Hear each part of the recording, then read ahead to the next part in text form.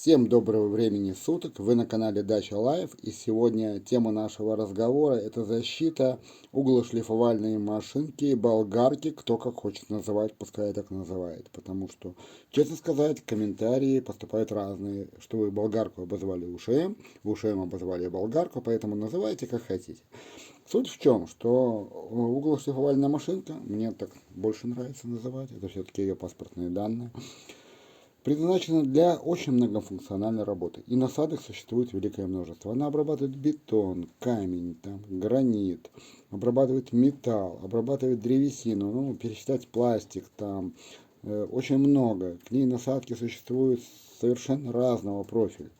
И вот многие говорят, что когда обрабатывается древесина, древесная пыль, она как бы очень сильно воздействует типа на болгарку. Да?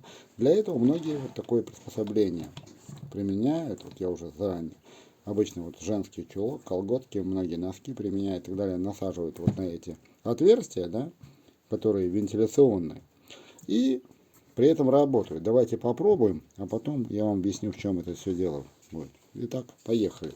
Это у нас кусок такой алычи, да? Ну, давайте его прошлифуем, посмотрим, что получится.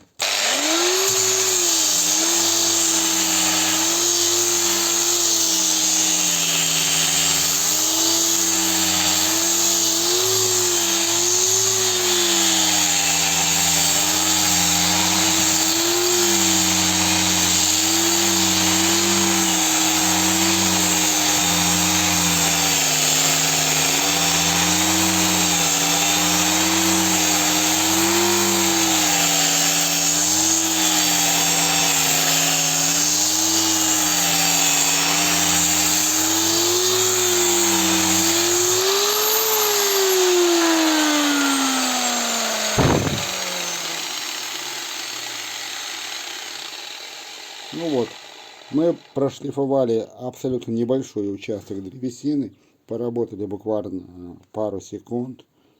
И вот что мы видим, смотрите, видите, вот в местах, где идет забор воздуха, уже, конечно, эта пыль осела. Ее отфильтровало. Вот здесь, наверное, будет тоже, видите. Но, что вам сказать, вот это вот все, по моей, пошло на все нафиг. Знаете почему? Потому что если оно вот сюда влетает, вот сюда, да, то вот отсюда оно обязано вылетать. Если я сейчас включу болгарку, все равно отсюда вся эта пыль вылетит. Дело все в чем, что весь инструмент электрический, включая УШМ, охлаждается воздухом. И вот эти вот отверстия, они сделаны не просто так. И вот когда некоторые держат этот инструмент вот так вот, вот так вот, вот так, это вообще неправильно, да? Инструмент надо держать вот здесь, второй рукой, чтобы не закрывать отверстие, и палец должен быть на выключателе. И когда палец на выключателе, вы эти отверстия никогда не закроете. Если вы их пытаетесь закрыть каким-то дополнительным фильтром, поступление воздуха сюда снизится, у вас перегреется двигатель, и ваш инструмент очень быстро выйдет из строя. Поэтому для каких-то вот работ, когда вам 10 минут надо поработать, извращаться, натягивание каких-то чулков, носков и так далее вообще не стоит. В общем-то, при исправной работе инструмента, вот этой машинки, уже более 8 лет, ей построена уже и печка, то есть кирпич, очень много бетона, металла попилено, очень много обработано древесины. Она работает до сих пор на всех своих подшипниках, на своих щетках и на всем. И ничего не забился. Почему? Потому что, когда вы правильно пользуетесь инструментом, систематически его надо охлаждать. Его надо включать на холостых оборотах, без обработки. Давать возможности выброситься этой пыли. Ничего, эта пыль не забьется. Дело в том, что она сюда входит, проходит через якорь, охлаждается. Из вот этих отверстий, вот этих вот здесь есть, вот видите, где это вентилятор, отсюда она вылетает. Отсоедините немножко, включите, поработайте, опять пошлифуйте, дайте ей остыть, отдохнуть, причем на холостых оборотах, а она отдыхает. Охлаждается и болгарка, и редуктор успевает там, и все будет у вас хорошо. Поэтому я, например, против каких-то дополнительных вот таких самопальных защит, потому что производителям абсолютно все предусмотрено для того, чтобы вы нормально, прекрасно работали. А когда вы начинаете чудить и инструмент не получает должного охлаждения, он просто-напросто выходит из строя, и вы кормите либо ремонтников, которые вам будут ремонтировать этот инструмент, либо производителей, у которых и, говорится, систему продажи всю эту, в которую вы пойдете и просто купите новый.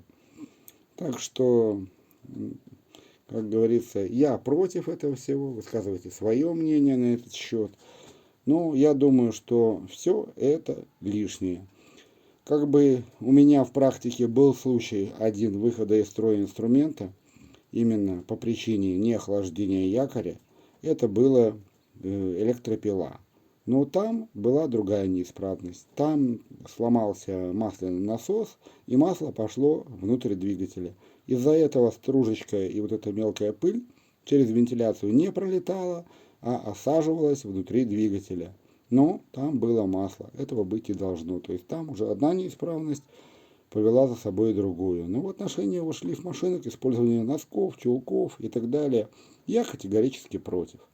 Ну, ваше мнение есть ваше мнение, мое есть мое мнение, поэтому как бы как-то так. Я высказал свое, поступайте как хотите, но я против всех этих вещей. До новых встреч, подписываемся, ставим лайки, комментируем, заходите на канал.